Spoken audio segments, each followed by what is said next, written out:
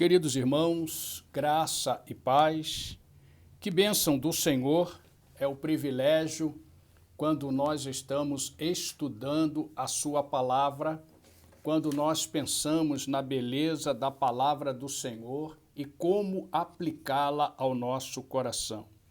Eu quero dividir com os irmãos uma expressiva frase que Salomão colocou em Provérbios, capítulo 10, verso 22. A bênção do Senhor traz riqueza e não inclui dor alguma. Somos ricos quando o cuidado de Deus nos cerca e nos cura da dor. A maior riqueza que temos nesse mundo é a oração, conforme o ensino de Cristo. O Pai que está em secreto o recompensará. Mateus capítulo 6, verso 5. Queridos, nesse nosso quarto trimestre, nós estamos trabalhando o tema geral, a doutrina bíblica da oração.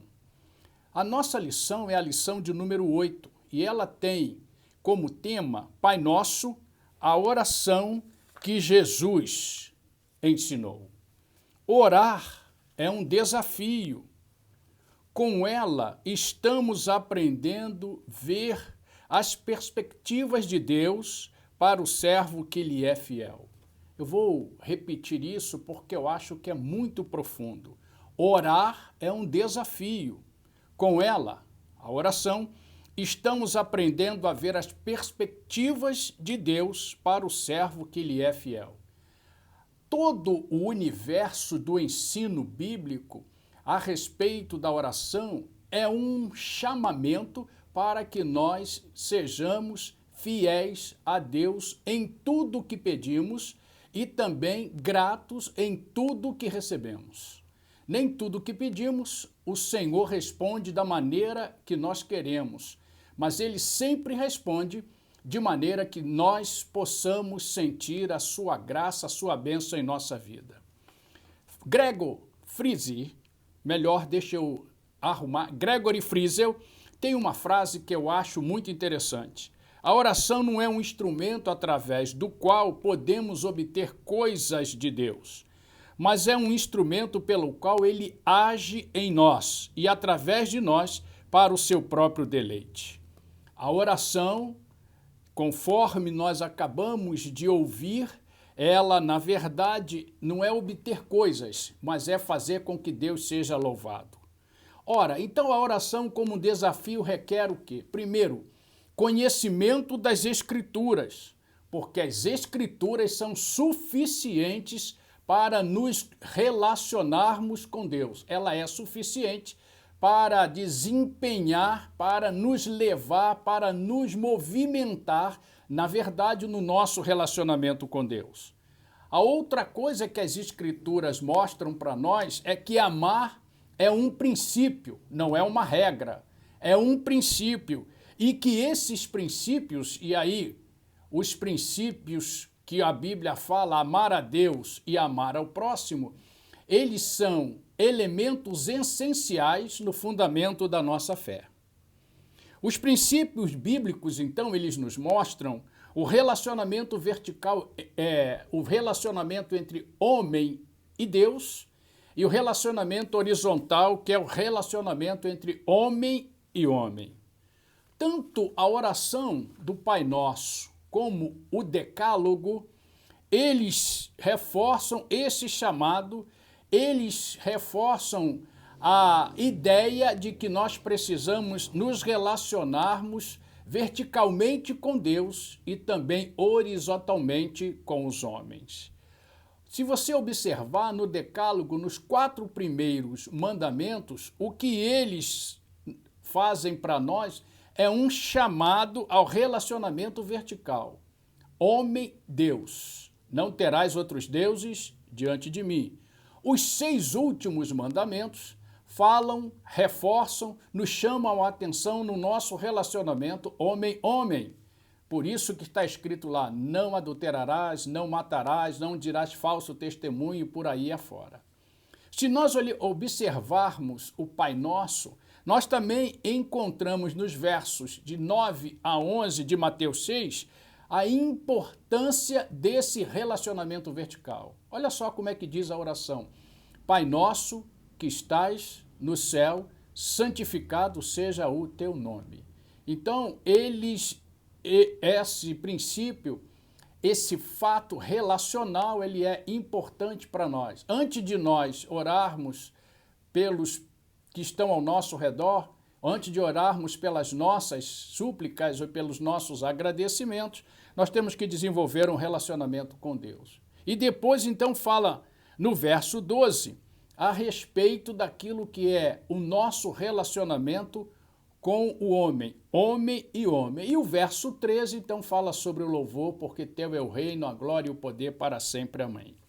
Existe uma parábola, e eu quero lê-la, aonde o perdão, que é o tema da nossa mensagem, é o tema do nosso ensino, é o tema daquilo que nós estamos aprendendo na doutrina da oração, uma colocação que Jesus faz a respeito da indagação de Pedro. E eu quero ler porque o texto em si mesmo é um texto elucidativo. Mateus capítulo 18, versos de 21 a 35. Olha só. Então Pedro aproximou-se de Jesus e perguntou: Senhor, quantas vezes deverei perdoar a meu irmão quando ele pecar contra mim? Até 7 vezes? Jesus respondeu: Eu lhes digo, não até 7, mas até 70 vezes 7. Por isso, o reino dos céus é como um rei que desejava acertar contas com os seus servos. Quando começou o acerto, foi trazido à sua presença um que lhe devia uma enorme quantidade de prata, segundo alguns 10.000 talentos.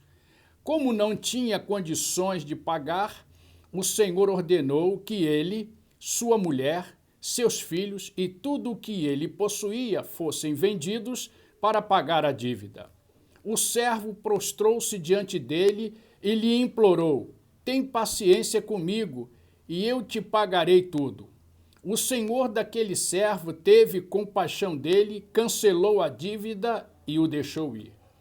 Mas quando aquele servo saiu, encontrou um dos seus conservos, que lhe devia 100 denários, ou seja, 100 dias de trabalho, 3 meses e um pouco mais de dias era a dívida desse conservo para com aquele seu senhor.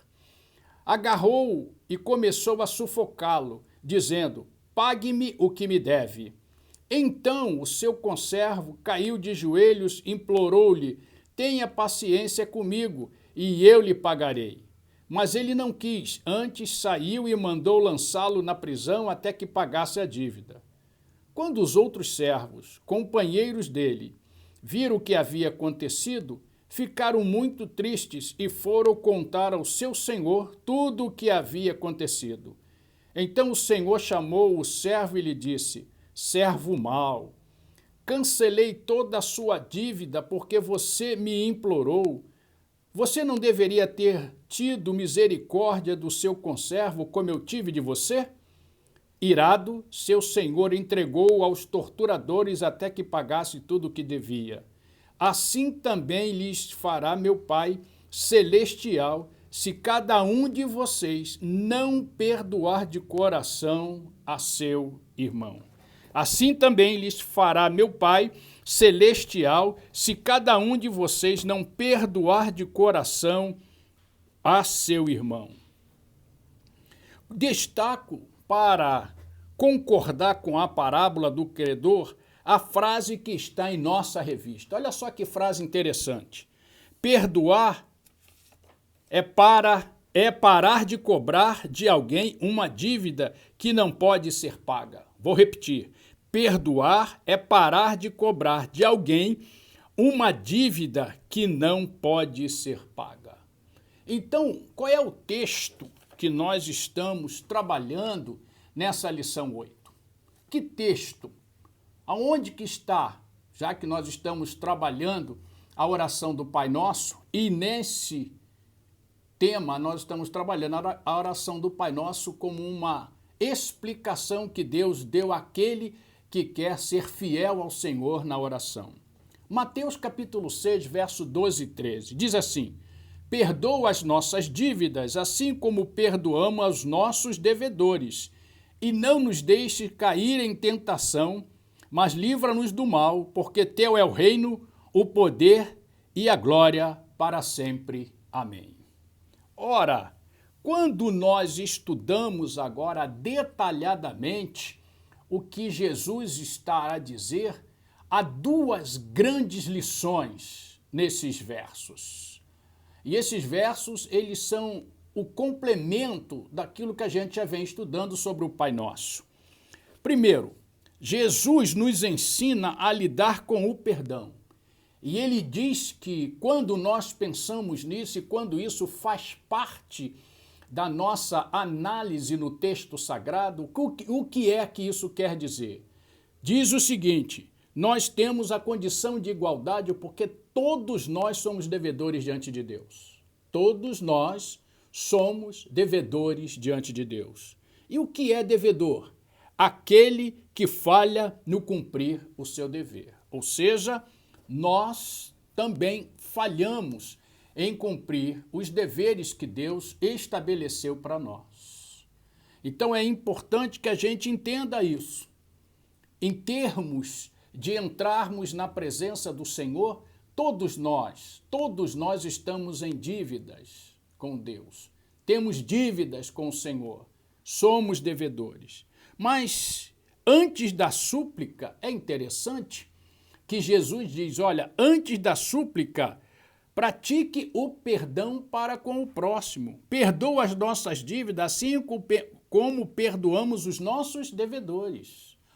Ora, antes de tudo aquilo que eu desejo pedir ao Senhor, eu tenho que entender que perdão é o quê? É liberar aquele que o deve da dor imposta pela dívida. É liberar aquele que o deve da dor imposta pela dívida. A primeira coisa é essa, condição de igualdade. A segunda coisa, pratique perdão, não para com as dívidas possíveis de pagamentos, mas com aquelas que são impossíveis de pagar. Interessante que quando nós retratamos a parábola do devedor ou do senhor incompassivo, isso foi colocado. Ele devia algo que não tinha como pagar, mas ele cobrou daquele que lhe devia aquilo que o outro poderia pagar. Então, nós temos que praticar perdão não com aquelas dívidas que podem ser pagas. Nós temos que praticar perdão com aquelas dívidas que não podem ser pagas. Nossa dívida com Deus é impagável. Graças a Deus, ele nos mandou Jesus para que entre nós encarnou, viveu entre nós, sofreu, morreu, ressuscitou para que nós pudéssemos alcançar a vida eterna.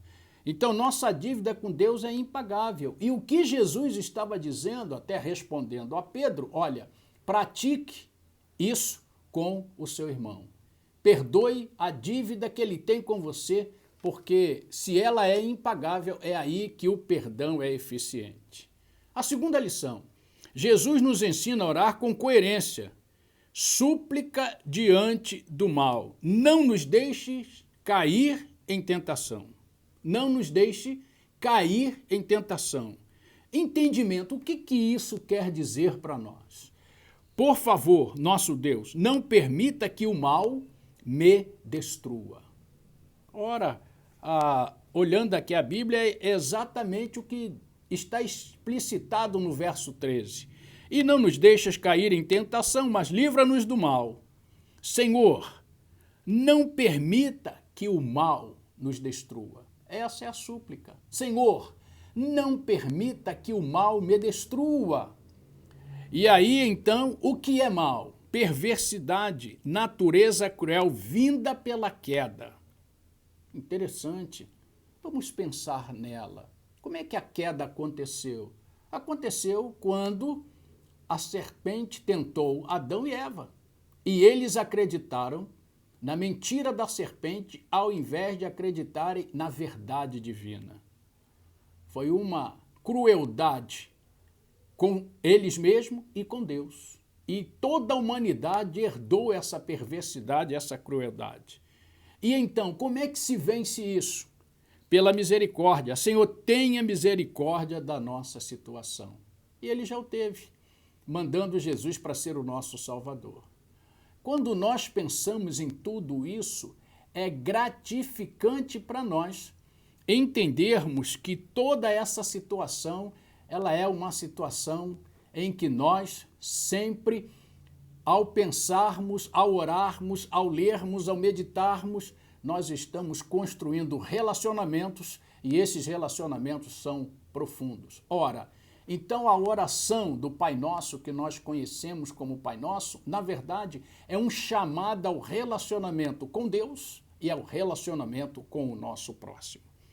E eu quero concluir com 3 lições, e eu as acho importantes. Todos somos devedores diante de Deus. Todos nós somos devedores diante de Deus. Falhamos ao cumprir o nosso dever. Todos nós. Segundo, temos do Senhor um desafio, perdoar o nosso próximo. Deus nos perdoou quando confessamos o nosso pecado, uma dívida impagável. Quando o nosso devedor vier a nós e suplicar perdão, que nós façamos igual o Mestre fez conosco. Se é uma dívida impagável, nós devemos perdoá-la, porque Deus tem perdoado a nossa dívida impagável. E a terceira, atenda-nos, Senhor, atenda-nos, Senhor. O mal quer nos destruir, livra-nos dele pela tua misericórdia. Senhor, atenda-nos, atenda a nossa oração, porque o mal quer nos destruir, livra-nos dele pela tua misericórdia. Irmãos, que lição extraordinária, que coisa extraordinária é estudarmos essa doutrina bíblica da oração. Oração como desafio, oração que seja com coerência, oração com entendimento, oração que nos faça vencer todas as coisas, que nos faça olhar o outro como nosso igual e que nos faça olhar para o nosso Deus, pedindo que a sua santidade seja sempre preservada no nosso relacionamento. E aí podemos verdadeiramente concluir, dizer que o reino do Senhor é um reino de vitória. E gostaria então de finalizar com uma frase de Matthew Henry. Sempre que Deus tenciona exercer misericórdia para com o seu povo, a primeira coisa que faz é levá-lo a orar. Vou repetir. Sempre que Deus tenciona exercer misericórdia para com o seu povo, a primeira coisa que faz é levá-lo a orar. Ao orarmos, Senhor, vem encher-nos com teu amor. Que seja essa lição e todas as outras e as que ainda virão, um desafio para nós, mas ao praticarmos nossas orações, a semelhança de outros servos que nós encontramos na Bíblia, o façamos da nossa oração uma comunicação com Deus e com o nosso próximo. Que Deus nos abençoe, que Deus nos dê graça e misericórdia, que o Senhor esteja conosco a cada dia. Shalom, Adonai, a paz do Senhor.